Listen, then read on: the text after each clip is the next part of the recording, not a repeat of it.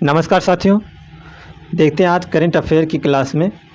पहला सवाल आपका है, सबसे बड़े पाम ऑयल उत्पादक किस देश ने इसके निर्यात पर बैन लगा दिया है? तो वह जो देश है साथियों, वह है आपका इंडोनेशिया। इंडोनेशिया जो है पाम ऑयल का सबसे बड़ा उत्पादक देश भी है।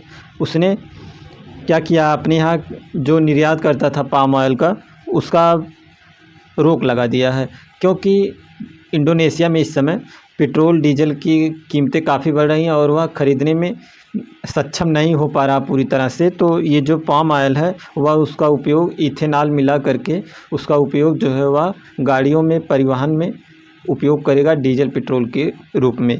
तो वह पहले यह सोच रहा है कि पहले हम अपनी आवश्यकताएं पूरी करेंगे, उसके बाद जो हमारा ऑयल बचेगा हम उसे तभी निर्यात करेंगे। तो जो भारत है, भारत पाम ऑयल का सबसे बड़ा उसका आयातक था। इंडोनेशिया से सबसे अधिक मात्रा में जो है भारत पाम ऑयल ख़रीदता था। तो इसका असर जो है भारत पर पड़ने वाला है और पाम ऑयल का जो दाम बढ़ जाएगा तो उससे क्या है, महंगाई काफ़ी भारत में बढ़ जाएगी। वैसे भी महंगाई बढ़ी हुई है, तो महंगाई जो है अपने चरम स्तर पर इस समय चल रही है। और जो पाम ऑयल का निर्यात बंद कर देगा इंडोनेशिया, तो उससे भी काफ़ी महंगाई बढ़ेगी।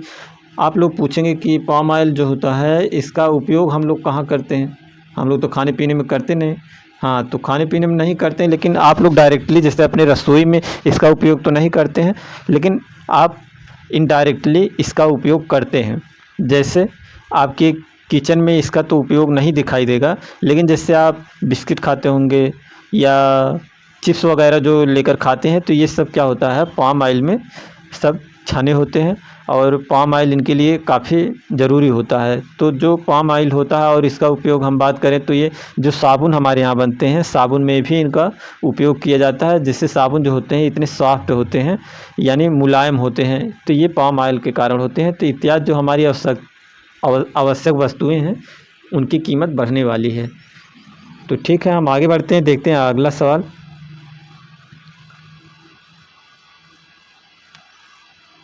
पहला लता दीनानाथ मंगेशकर अवार्ड किस राजनीतिक को मिला है?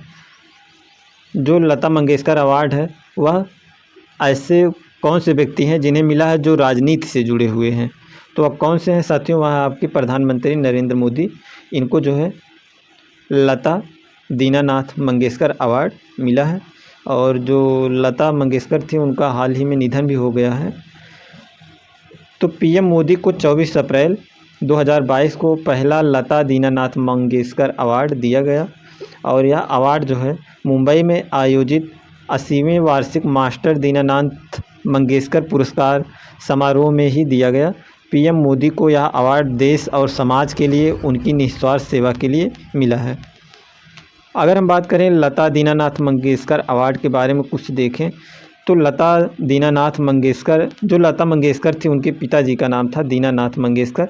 तो उनका पूरा नाम जो है उनके पिता का नाम भी उसमें जुड़ा हुआ है।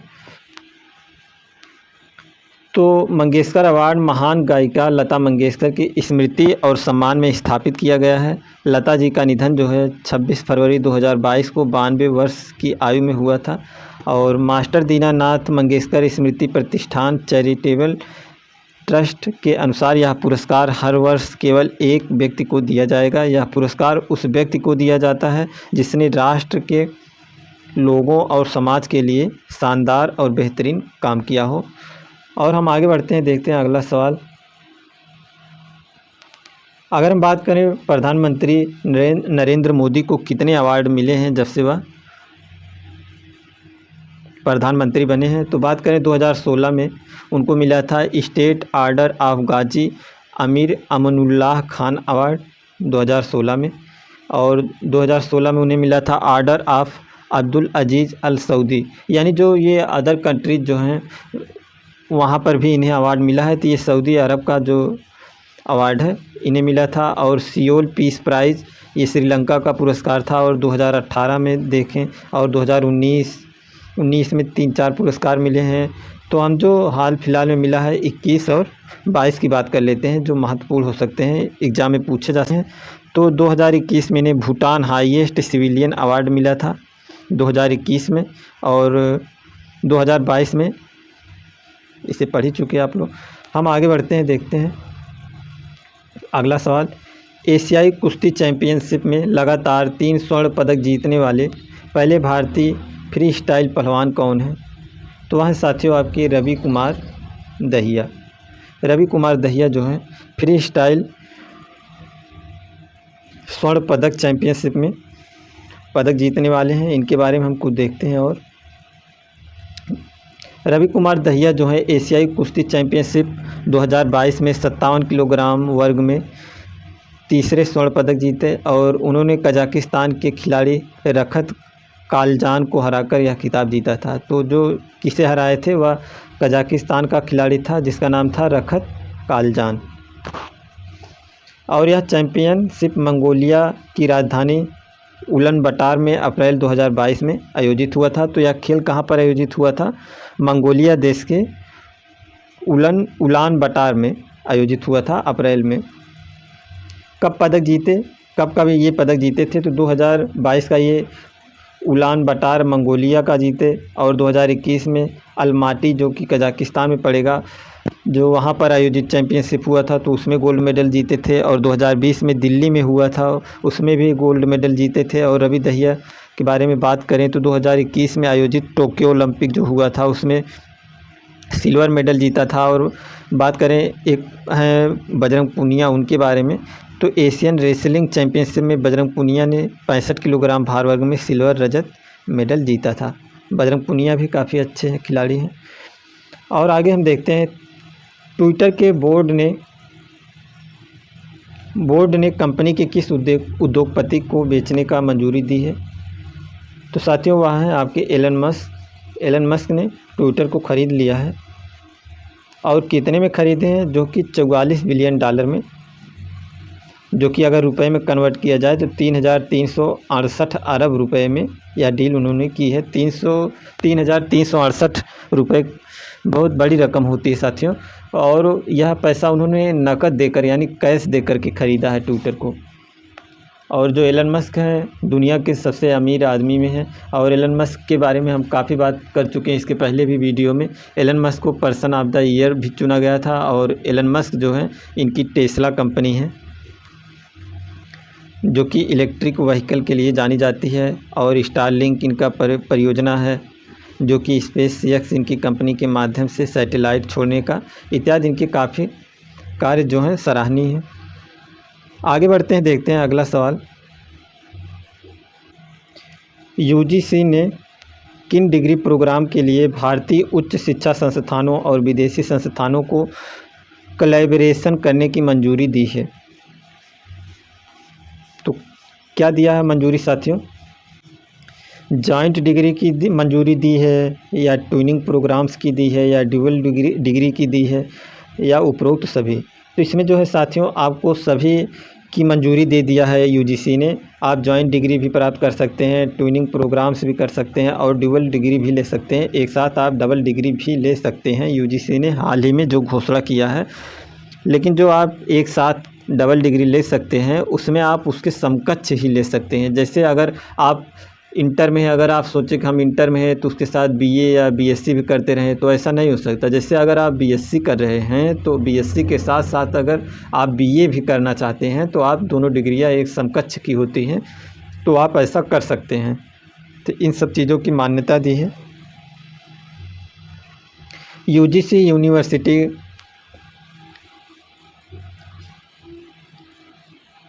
यूजीसी का जो फुल फॉर्म होता है उसे देख लीजिए। यूनिवर्सिटी ग्रांट्स कमीशन इसका फुल फॉर्म होता है साथियों यूजीसी का। तो यूजीसी ने कुछ भारतीय उच्च शिक्षा संस्थानों और विदेशी संस्थानों को कोलैबोरेशन करके ड्यूअल डिग्री, जॉइंट डिग्री या ट्विनिंग प्रोग्राम को प्रदान करने की अनुमति दे दी है।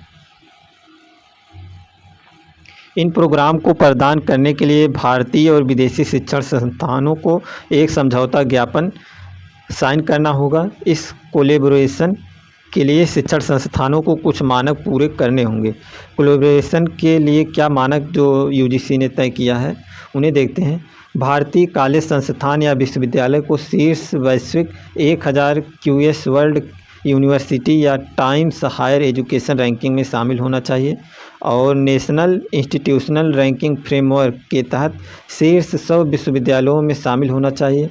और आगे देखें तो कॉलेज जो है या विश्वविद्यालय जो है उसकी राष्ट्रीय मूल्यांकन और प्रत्यायन परिषद NAAC से 4 पॉइंट स्केल पर 3.01 की न्यूनतम ग्रेडिंग प्राप्त होनी चाहिए। इस तरह से विदेशी संस्थानों को भी 1000 वैश्विक शीर्ष QS या टाइम्स हायर एजुकेशन रैंकिंग में शामिल होना चाहिए। तो उसके जो मानक बनाए हैं UGC ने, यही सब मानक हैं। आगे बढ़ते हैं, देखते हैं अगला सवाल हम। अगला सवाल है साथियों, फ्रांस का राष्ट्रपति चुनाव लगातार दूसरी बार किसने जीता? तो फ्रांस के जो राष्ट्रपति थे वह थे इमैनुअल मैक्रों, और इन्होंने दोबारा फिर से चुनाव जीत लिया है अपने यहाँ का। तो इमैनुअल मैक्रों दूसरी बार फ्रांस के राष्ट्रपति बन गए हैं। यहाँ देखते हैं हम। फ्रांस के मौजूदा राष्ट्रपति इमैनुअल मैक्रों ने दूसरी बार 24 अप्रैल 2022 को राष्ट्रपति का चुनाव जीत लिया है। उन्होंने अपने प्रतिद्वंदी उम्मीदवार मरीन ले पेन को हराया। मैक्रों पिछले 20 वर्षों से लगातार दूसरे कार्यकाल हासिल करने वाले फ्रांसीसी राष्ट्रपति बन गए हैं। मरीन ले पेन दक्षिणपंथी हैं। उन्होंने 7 अप्रैल 2022 को घोषणा की थी कि वह अगर राष्ट्रपति बनेंगी तो सार्वजनिक स्थानों पर हिजाब पहनने वालों को जुर्माना लगाएंगी। तो जो ये मरीन ले पेन है, या थोड़ा जो है मुस्लिम करके जो होते हैं, जो मुस्लिम होते हैं उनसे काफ़ी जलन रखती हैं। यह दक्षिणपंथी विचारधारा की हैं। जो है मरीन ले पेन इस चुनाव में हार गई है, जो काफ़ी कड़ी टक्कर दी थी इमैनुअल मैक्रों को। देखते हैं अगला सवाल, विश्व बौद्धिक संपदा दिवस कब मनाया जाता है? तो यह कब मनाया जाता है साथियों? यह 26 अप्रैल को मनाया जाता है प्रत्येक वर्ष। तो अभी जो 26 तारीख को मनाया गया है, इसके बारे में हम कुछ बात करें तो इस बार की जो थीम है बौद्धिक संपदा की, तो वो है IP एंड यूथ, यानी innovating for a better future, यानी बौद्धिक संपदा और युवा बेहतर भविष्य के लिए नवाचार। तो इस बार की जो बौद्धिक संपदा की थीम है, जो 26 अप्रैल को मनाई जाती है प्रत्येक वर्ष, तो उसकी थीम है बौद्धिक संपदा और युवा बेहतर भविष्य के लिए नवाचार। तो विश्व बौद्धिक संपदा जो संगठन है, इसके बारे में अगर हम देखें तो इसका मुख्यालय जो है जिनेवा में पड़ेगा, जो कि स्विट्ज़रलैंड में है। और इसके CEO जो हैं वह डैरेन टैंग हैं, और इसकी स्थापना जो हुई थी 14 जुलाई 1967 को की गई थी। अगला सवाल देखते हैं, international Chernobyl disaster remembrance day कब मनाया जाता है? तो यह साथियों जो है आपका 26 अप्रैल को यह भी मनाया जाता है।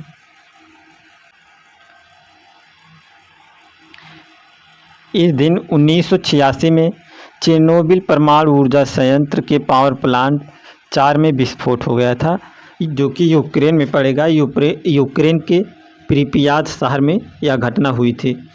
तो वह कौन सी घटना थी? चेरनोबिल परमाणु ऊर्जा संयंत्र एक पावर प्लांट था, वहाँ पर क्या हो गया था? विस्फोट हो गया था।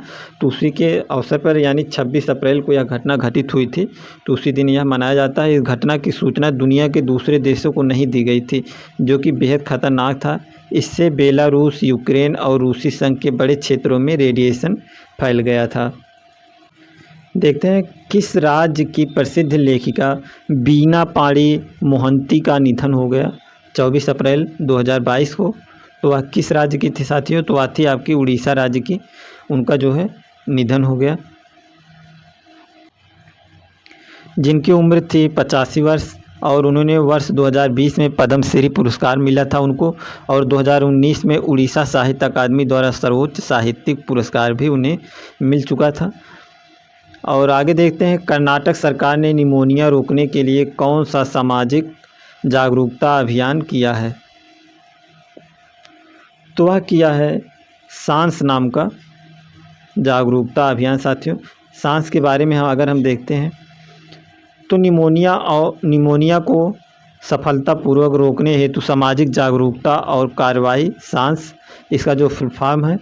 5 वर्ष से कम उम्र के बच्चों में निमोनिया की शीघ्र पहचान और अधिक जागरूकता सुनिश्चित करने के लिए शुरू किया गया यह अभियान है, जो कि कर्नाटक राज्य ने किया है। और राजधानी जो है इसकी बेंगलुरु है। मुख्यमंत्री वहाँ के जो है कर्नाटक के बसवराज एस बोम्मई हैं और राज्यपाल वहाँ के थावरचंद गहलोत हैं।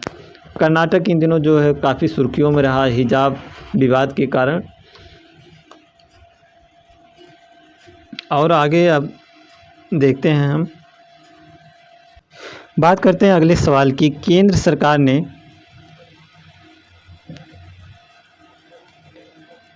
किस वजह से नए दो पहिया इलेक्ट्रिक वाहनों की लॉन्चिंग पर रोक लगाई है और जांच के लिए एक कमेटी गठित की है। तो जो इलेक्ट्रिक व्हीकल थे, जो इलेक्ट्रिक दो पहिया वाहन थे, यानी जो बाइक थे, इलेक्ट्रिक बाइक जो थे, उन पर क्या है साथियों रोक लगा दी गई है। और किस कारण से रोक लगाई गई है, तो साथियों यह जो रोक लगाई गई है आग लगने के कारण।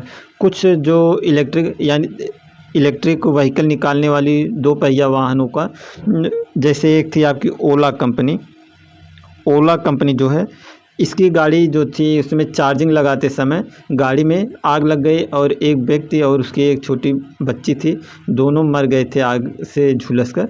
तो इन सब कारणों को देखते हुए सरकार ने इस पर इलेक्ट्रिक व्हीकल की जो दो पहिया वाहन हैं उन पर रोक लगा दी है और जो वो कंपनियां हैं उनसे अपने गाड़ियों को वापस लेने की मांग की है। तो जैसे उन कंपनियों के बारे में देखते हैं, 3 कंपनियां हैं जो कि इलेक्ट्रिक व्हीकल निकाल रही थी दो पहिया में, तो देखते हैं उनके बारे में।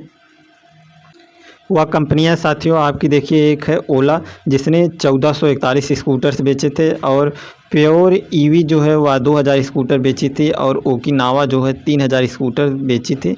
ये सब क्या कर रही हैं, अपनी जो गाड़ियां सप्लाई की थी यानी जो बेच दी थी मार्केट में उपभोक्ताओं को, अब वे उनसे वापस अपनी गाड़ियां मंगा रही हैं और देखेंगे क्या क्या खामियां रही हैं जो ऐसी घटनाएं घटित हो रही हैं। और सरकार ने इन कंपनियों को चेतावनी भी दी है। यह कंपनियां जो हैं अब इन आग लगने वाले स्कूटर्स की जांच करेंगी और इलेक्ट्रिक वाहनों के लिए गुणवत्ता संबंधी दिशा निर्देश भी जल्द ही जारी की जाएगी। इसके अलावा यदि कोई कंपनी अपनी प्रक्रियाओं में लापरवाही बरतती है तो भारी जुर्माना लगाया जाएगा और सभी खराब वाहनों को वापस बुलाने के भी आदेश दिए जाएंगे। तो सरकार ने इनको यह आदेश दिया है। तो जो है ओला और प्योर ईवी और ओकिनावा ये सब अपनी जो गाड़ियां हैं वापस मंगा रही हैं।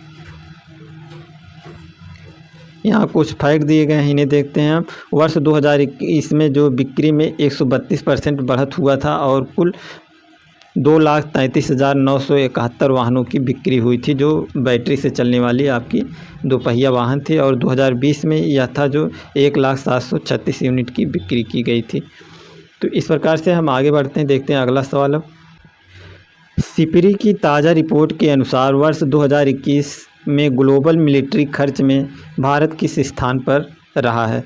तो सिपरी एक संस्था है जो साथियों यह थिंक टैंक के रूप में कार्य करती है, जो कि एक रिपोर्ट जारी की है जिसमें दिखाया गया है कि जो पूरी दुनिया के देश हैं वह कौन कौन से देश ऐसे हैं जो अपने यहाँ सबसे ज़्यादा हथियार की खरीद फरोख्त करते हैं।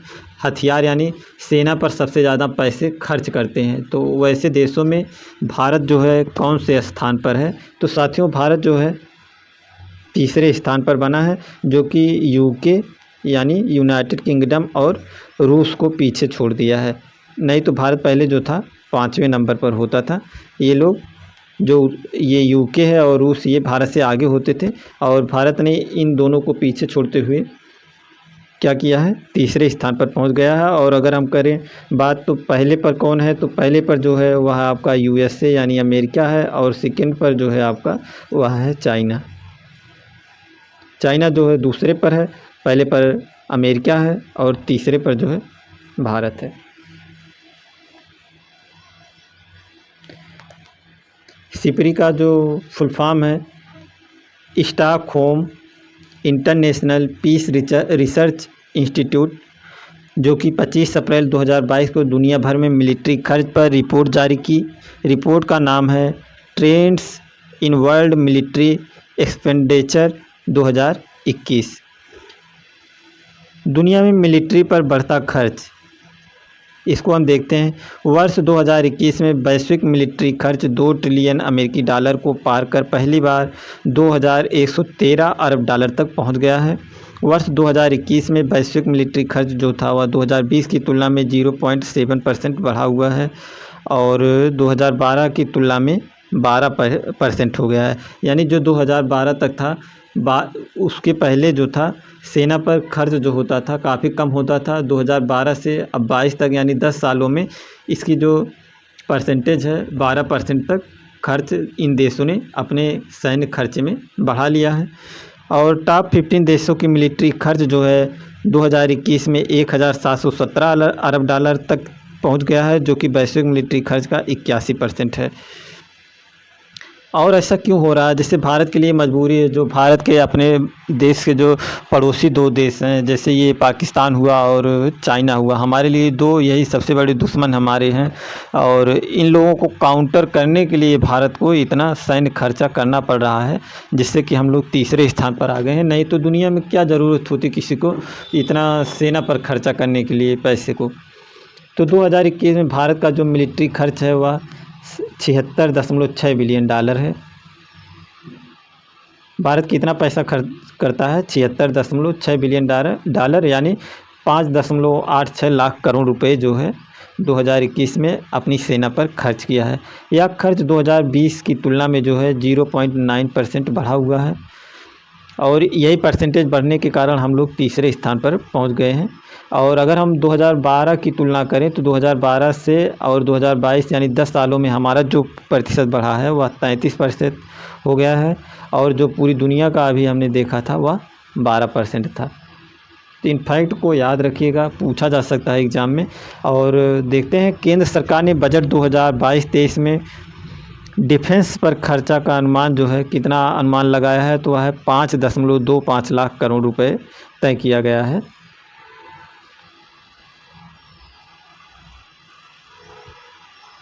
यहाँ देखते हैं जो कौन देश है कितना खर्च करता है। तो जो अमेरिका है साथियों, यह 801 बिलियन डॉलर अपने सेना पर खर्च करता है। और जो चाइना है वह 293 बिलियन डॉलर खर्च करता है। और भारत जो है तीसरे नंबर पर है, 76.6 बिलियन डॉलर खर्च करता है। और यूनाइटेड किंगडम जो है यह 68.4% खर्च करता है। और जो रूस है 65.9 बिलियन डॉलर खर्च करता है। फ्रांस की बात करें तो यह 56.6 बिलियन डॉलर करता है। और जर्मनी जो है 56.0 बिलियन डॉलर अपनी सेनाओं पर खर्च करने वाले ये देश हैं।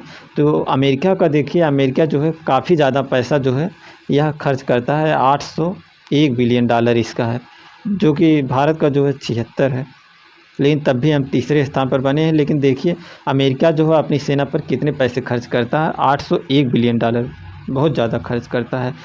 और वो खर्च इसलिए करता है क्योंकि उसकी जो सेनाएं हैं पूरे विश्व में इधर उधर फैली रहती हैं। जो नाटो का है, नाटो में भी वो सबसे अधिक अपनी सेना को तैनात करता है। और जैसे जापान हुआ, जापान की भी सुरक्षा की जिम्मेदारी उसकी है। और जैसे अभी यहाँ अफ़गानिस्तान में जो हुआ, इत्यादि प्रकार की वो पूरी दुनिया को काउंटर करना चाहता है, इसलिए उसे इतना सेना पर अपने खर्च करना पड़ता है। खैर छोड़ते हैं, हम आगे बढ़ते हैं, देखते हैं अगला सवाल क्या है। किस भारतीय एक्ट्रेस को कांस फिल्म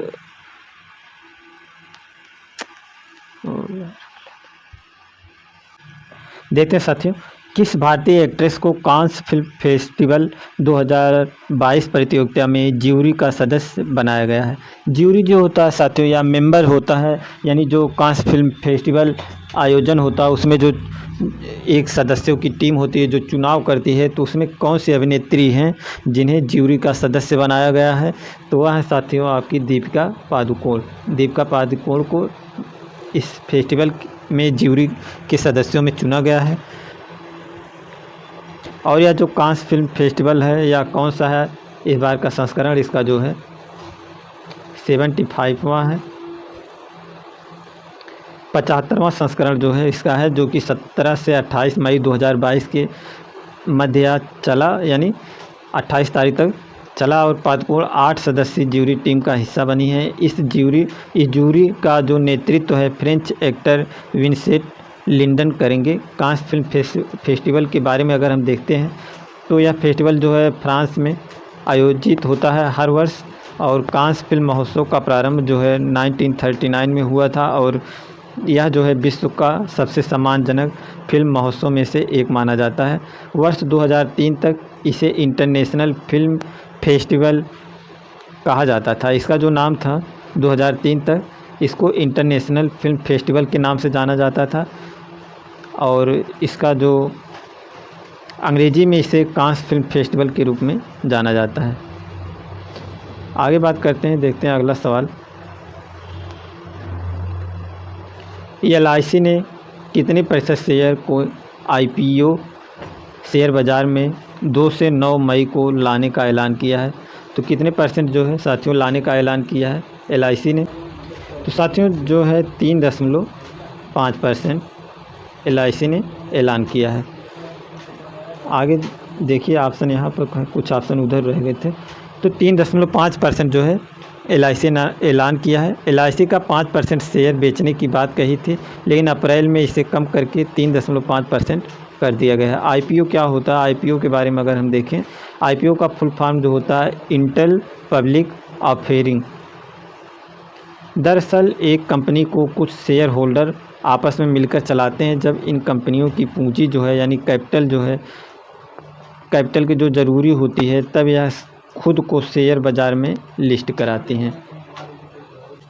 वर्तमान समय में अगर बात करें LIC के जो चेयरमैन हैं वह MR कुमार हैं, और इसका जो LIC का हेडक्वार्टर है साथियों या मुंबई में है। और इसकी स्थापना की बात करें तो जो है 1956 में 1 सितंबर को इसकी स्थापना की गई थी।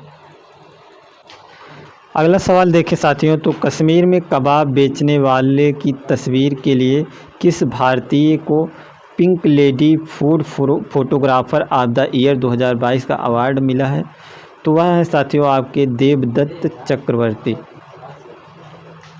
इनको जो है food photographer of the year 2022 का पिंक लेडी अवार्ड इनको मिला हुआ है। तो वह है देवदत्त चक्रवर्ती। अगर इसके बारे में बात करें, पिंक लेडी जो food photographer of the year होता है, तो यह कब से दिया जाना शुरू किया है साथियों? तो यह 2011 से शुरू किया गया अवार्ड है। यह अवार्ड विश्व भर के बेस्ट फूड फोटोग्राफर और वीडियो के सम्मान में दिया जाता है। तो इस सम्मान ब्रिटेन की द फूड अवार्ड कंपनी जो कि देती है। तो इस बार जो है अपने यहाँ की उनको चुना गया है। आगे बढ़ते हैं, देखते हैं अगला सवाल। एशियाई कुश्ती चैंपियनशिप 2022 में भारत ने कुल कितने पदक जीते हैं? तो साथियों भारत ने कुल 17 पदक जीते हैं। और चैंपियनशिप का जो आयोजन हुआ वह मंगोलिया की राजधानी उलान बाटर में अप्रैल 2022 में हुआ था। अगर कुल पदकों की बात करें तो 1 गोल्ड मेडल था और 5 सिल्वर थे और 11 ब्रांज मेडल थे। रवि कुमार एशियाई कुश्ती चैंपियनशिप में 3 स्वर्ण पदक जीतने वाले पहले भारतीय बने हैं। उन्होंने वर्ष 2020 नई दिल्ली और 2021 अलमाटी कजाकिस्तान, और इसको अभी हमने आगे पढ़ा था जो रवि कुमार दहिया थे उनके बारे में। यहाँ पर देख सकते हैं आप, यहाँ हमने रवि कुमार दहिया के बारे में पहले ही पढ़ चुके हैं। और कुछ लोग जो हैं रजत पदक 5 जीते हैं, उनके बारे में देख लेते हैं थोड़ा। बजरंग पूनिया जो है 65 किलोग्राम पुरुष फ्री स्टाइल में जीते हैं, और दीपक पूनिया हैं आपके, और गौरव बालियान हैं, और अंशु मलिक हैं, और राधिका जो हैं 65 किलोग्राम फ्री स्टाइल में रजत पदक जीती हैं। बात करें अगले सवाल के साथियों, तो पहली भारतीय कंपनी का नाम बताइए जिसने बाजार पूंजीकरण यानी मार्केट कैपिटलाइजेशन 19 लाख करोड़ रुपए के स्तर को पार कर लिया है। तो वह कौन सी कंपनी है जो साथियों मार्केट का जो पूंजीकरण है बाजार का, उसमें 19 लाख करोड़ रुपए का जो है स्तर को पार कर लिया है? तो वह है RIL यानी रिलायंस लिमिटेड जो है आपका, रिलायंस इंडस्ट्रीज लिमिटेड जो है वह इतने मार्केट को कैप्चर करती है। और आगे देखते हैं, किस खेल की पूर्व महिला कप्तान एल्वेरा ब्रिटो का निधन 26 अप्रैल 2022 को हो गया? तो वह थी साथियों जो कि हॉकी से संबंधित थी। इनके बारे में कुछ और देखते हैं हम। वह उम्र संबंधित समस्याओं से जूझ रही थी जो कि 81 वर्ष की हो गई थी। एल्वेरा ब्रिटो के बारे में, उनका जन्म जो है 15 जून 1940 में हुआ था। वह बेंगलुरु के पास कूक टाउन में पली बढ़ी थी, और एल्वेरा ने ऑस्ट्रेलिया, श्रीलंका, जापान के खिलाफ भारत के लिए प्रतिनिधित्व कर चुकी हैं। देखते हैं अगला सवाल। नैस्कॉम का अध्यक्ष 2022-23 के लिए किसे चुना गया है साथियों? यहाँ पर आपको 2 ऑप्शन दिखाई दे रहे हैं और 2 ऑप्शन इधर हैं, आप इन्हें देखिए। तो वह जो चुना गया साथियों, इन्हें कृष्णन रामानुजन को, वह जो है TCS यानी टाटा कंसल्टेंसी सर्विसेज में इंटरप्राइजेज ग्रोथ ग्रुप के अध्यक्ष चुने गए हैं। नेस्कॉम, जिसका फुल फॉर्म है national association of software and the service companies.